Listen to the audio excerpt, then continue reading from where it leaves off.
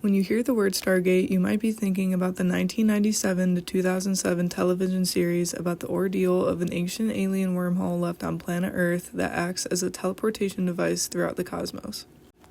Today, we're talking about the real Project Stargate. Unfortunately, no wormhole portal with lizard people, but a declassified, top-secret government project about the pursuit of psychic capabilities to solve real-life events like finding missing persons, missing crafts like missiles, planes, and ships, predicting the future, and the exploration into the mysterious realm of psychic capabilities. Before we dive into Project Stargate, we need a little bit of a history lesson about psychics first. Psychic phenomena have their origins in ancient civilizations, where those with exceptional intuitive abilities were highly regarded and sought for their wisdom.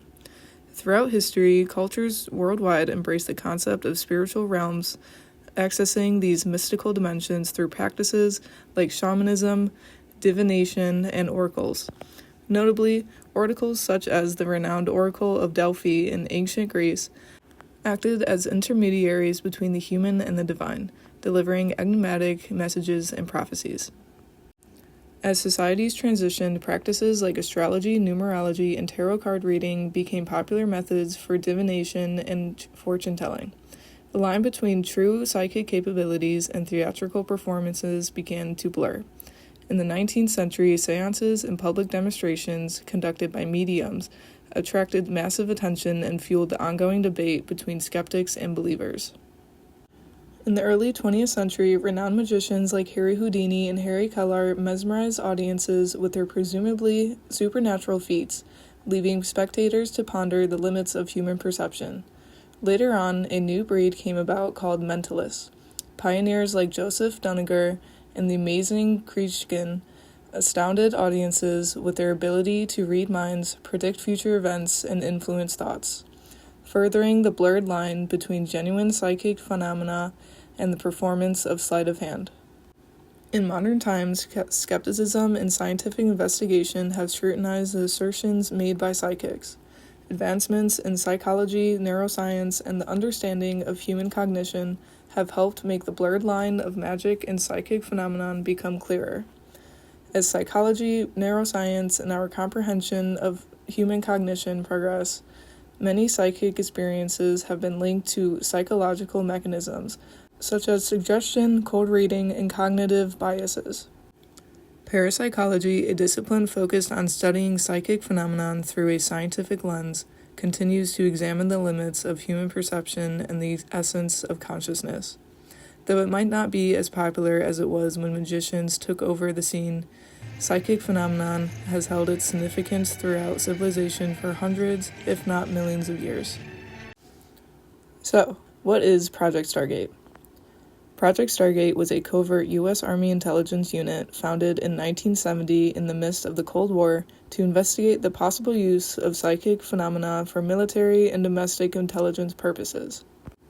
After learning that the Soviets were allegedly studying occult phenomena and parapsychology, the CIA and DIA opted to conduct their own investigations to gain a thorough understanding of these subjects. Research into remote viewing or psychic spying, which we will go into more detail about later, began in 1972 at the Stanford Research Institute, or SRI, in Menlo Park, California. This work was conducted by Russell Targ and Harold E. Putoff. The effort initially focused on a few gifted individuals.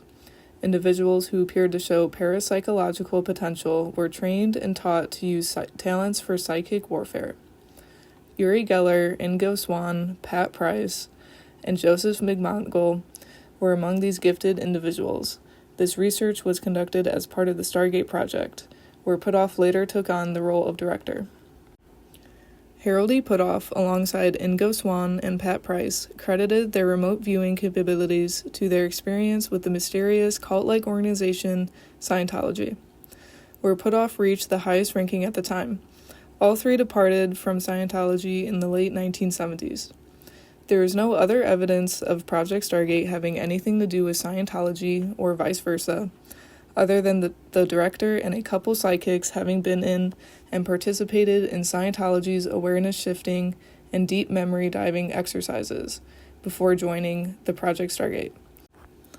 The Stargate project developed scientific protocols to bring a more scientific approach to studying clairvoyance and out-of-body experiences while reducing inaccuracies.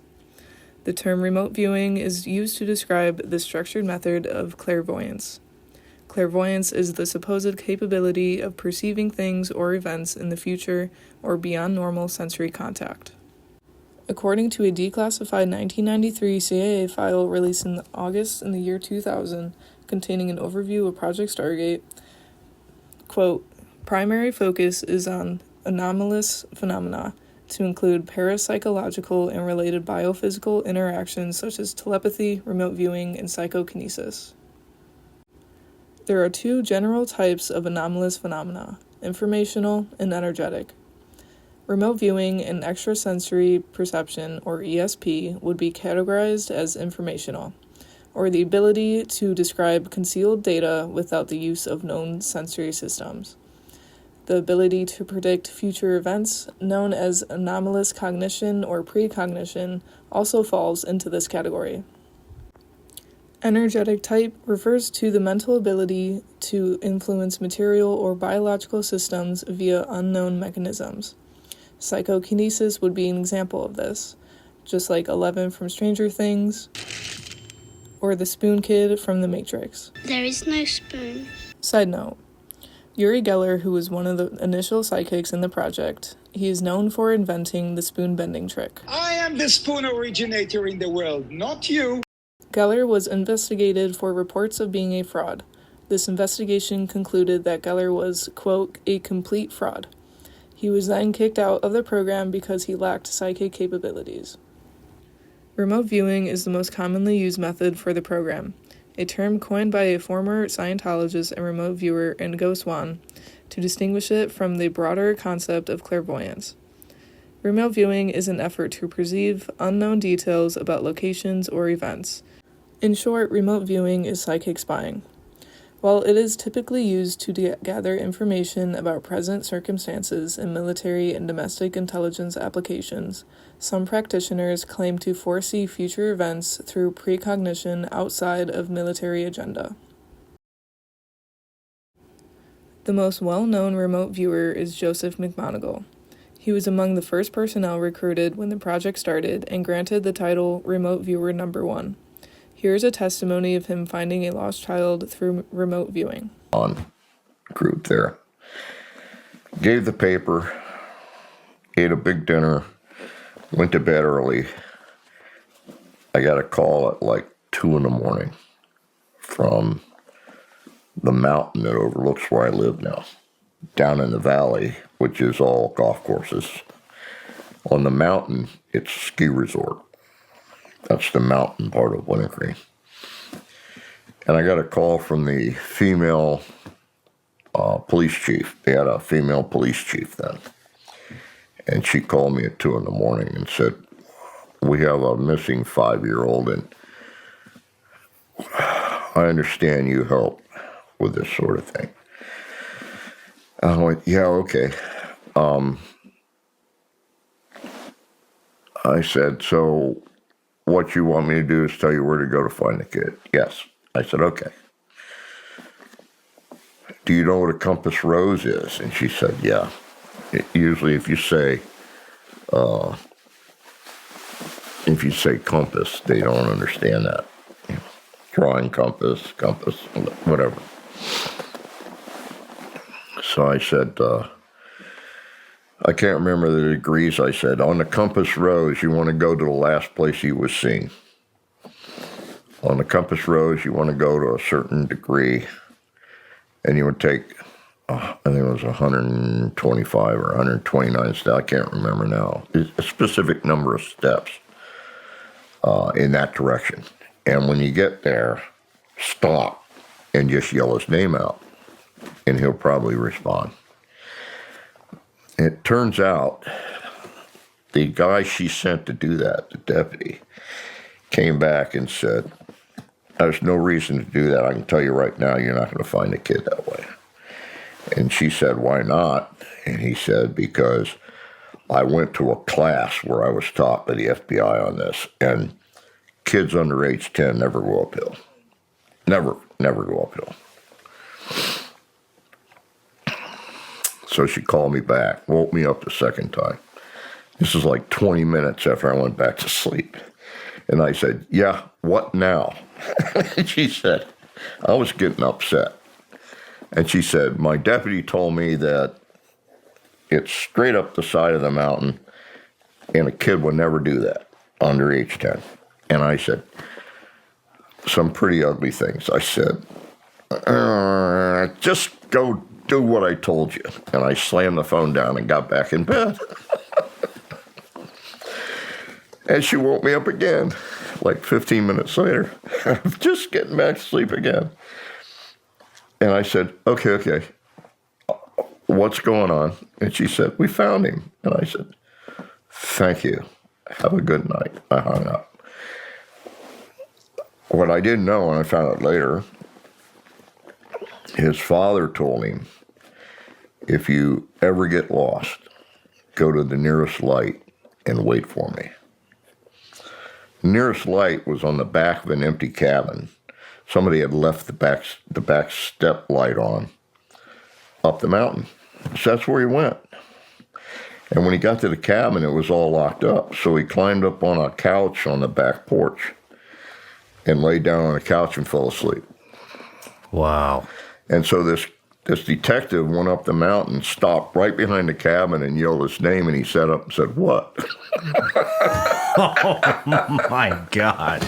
He now works as a teacher at the Monroe Institute, an organization known for exploring consciousness and advanced mind training methods. Another notable and accomplished remote viewer is Angela Ford. Angela Ford worked as a remote viewer in Project Stargate in the 1980s. She focused on extrasensory perception, or ESP, to gather intelligence on distant locations or individuals. Here is her testimony on her finding a hostage. We were doing hostages, and we were running the information from Fort Meade to Bolling Air Force Base. So whatever hostages I was working, they were running the information up, and the people were taking the information and giving it to the Israeli embassy, and the Israelis were acting on the information. Now, we got a call one Sunday, and they said that there was a Marine, Rich Higgins. He was a Marine colonel. He went to Lebanon, and he was kidnapped. And they asked if we could find him, and they were very concerned because he was military, and they were afraid he was going to be killed. But they did not know where he was. So I went to a piece of imagery, and I said, he's right there. And I pointed to where Higgins was. The military people in the office said, well, there's nothing there. It's all woods. Why would he be there? Sometimes they let hostages go. Mm-hmm. So there was a hostage that was let go by Hezbollah, and it was a German guy, Cordes. So our analyst went over to Rhine-Main in Germany to debrief him. And our analyst asked, do you know where Higgins is? And Cordes, the released hostage, said, he's right there. He pointed to where I had pointed to. Wow. And the analyst looked at him and said, but there's nothing there but woods. And Cordes said, no, they built a structure there to put Higgins in. And that's where he was. Ford now shares her experiences and teaches remote viewing techniques at the Monroe Institute alongside Joe McMoneagle. We will get into the Monroe Institute shortly. Project Stargate was assigned missions only when all other intelligence gathering methods had been tried and exhausted. Because of the program's elusiveness and skepticism surrounding it, many other intelligence and government agencies thought the program to be unreliable. Also, according to Angela Ford, it was due to budget cuts and trying to cut down on the amount of programs used by the government. The Stargate program was ended partly due to stigma. Quote, everybody wanted to use it, but nobody wanted to be caught dead standing next to it, according to Joseph McMoneagle. Although the program was a success, the project was still terminated and declassified in 1995 after a CIA report concluded that it was never useful. This report was done partly because the data the program was receiving was not kept up to date or not reported properly in the first place, due to not having evidence of these findings other than from the remote viewer's own testimony. Ultimately, skepticism and budget cuts were the downfall of this project. although this was not the end-all be-all for parapsychology research within the United States. Established in 1971 by Robert A. Monroe, who was an inspirational figure for Project Stargate and had regular access as a mentor to remote viewers during the program. The Monroe Institute is renowned as a premier institution for exploring and experiencing expanded states of consciousness. For more than 5 decades, their transformative programs have helped participants achieve profound personal growth, offering them a new perspective on life and a strong sense of purpose, advancing the global awakening of human consciousness. Over the next 2 decades, Monroe persisted in exploring, researching, and educating others on practical techniques for achieving and utilizing expanded consciousness. He designed a series of multi-day workshops, established a campus dedicated to education and research, and developed a collection of binaural beat audio-guided technologies. The Monroe Institute offers much more than just remote viewing. You can find alumni like Joe McMonagle and Angela Ford amongst the remote viewing teachers. There are beginner courses like spoon bending and meditation, or advanced courses like lucid dreaming, or using psychic abilities to heal oneself. It may have been the best for Project Stargate to be terminated because the Monroe Institute offers much more than what the military intelligence ever would for these gifted individuals. Rest assured, the future of parapsychology is in good hands.